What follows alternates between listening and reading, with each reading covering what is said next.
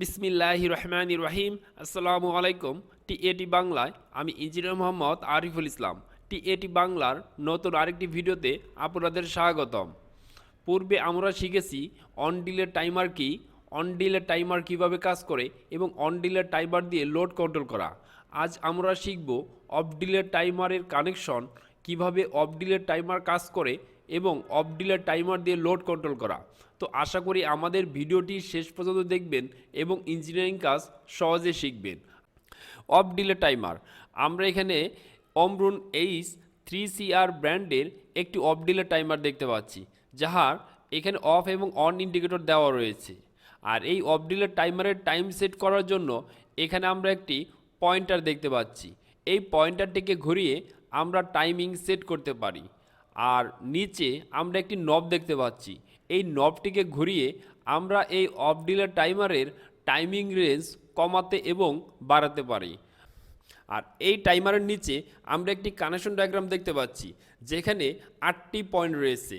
8টি পয়েন্টের মধ্যে 2 এবং 7 হচ্ছে কয়েল ভোল্টেজ, অর্থাৎ এই অফ ডিলে টাইমারটিকে কাজ করানোর জন্য তাকে একটা সাপ্লাই ভোল্টেজ দিতে হবে।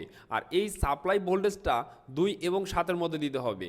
আর এই টাইমারের ডান পাশে 8 কমন, 8-এর সাথে 5 ক্লোজ, 8-এর সাথে 6 ওপেন দেখানো হয়েছে। এবং এই টাইমারের বাম পাশে 1 কমন, 1-এর সাথে 4 ক্লোজ, 1-এর সাথে 3 ওপেন দেখানো হয়েছে।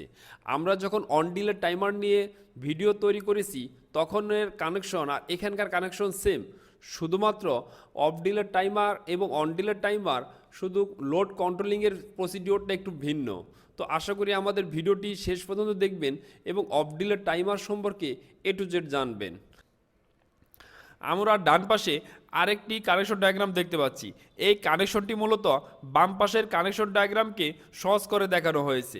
এখানে টাইমারের 2 এবং 7-এর কয়েল ভোল্টেজকে নিয়ন্ত্রণ করার জন্য একটি সুইচ নেওয়া হয়েছে। আমরা লোডগুলোকে 3, 4-এর সাথে এবং 5, 6-এর সাথে কানেকশন করব এবং 1 ও 8-এর সাথে লোড ভোল্টেজ দেব।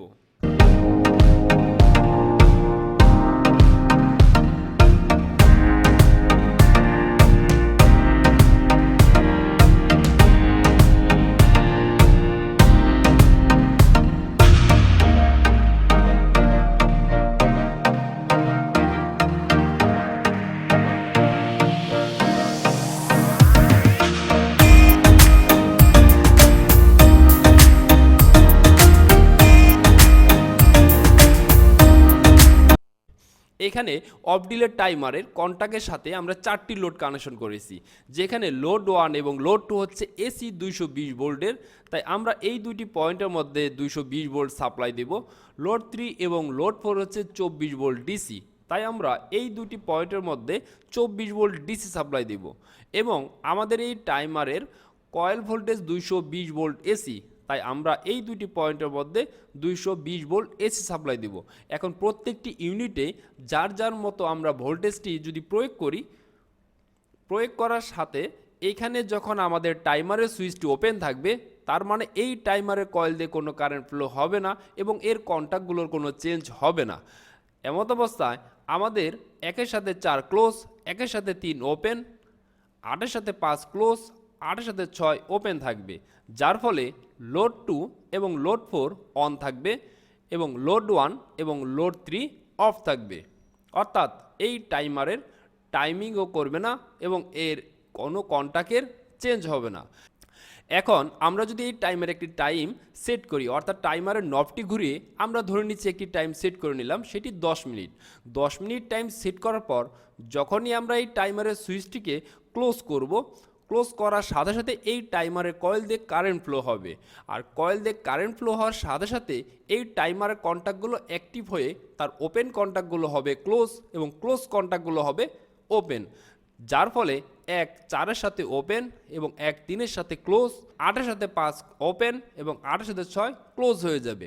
এমত অবস্থায় লোড 2 এবং লোড 4 অফ এবং লোড 1 এবং লোড 3 অন থাকবে।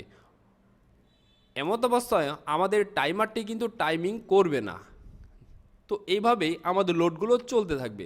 যখনই আমরা টাইমারের সুইচটিকে ওপেন করে ফেলবো, ওপেন করার ফলে এই টাইমারটি টাইমিং করতে থাকবে, অর্থাৎ যে টাইমটা আমরা সেট করেছি সে সেট হওয়ার টাইমের জন্য সে টাইমিং করবে।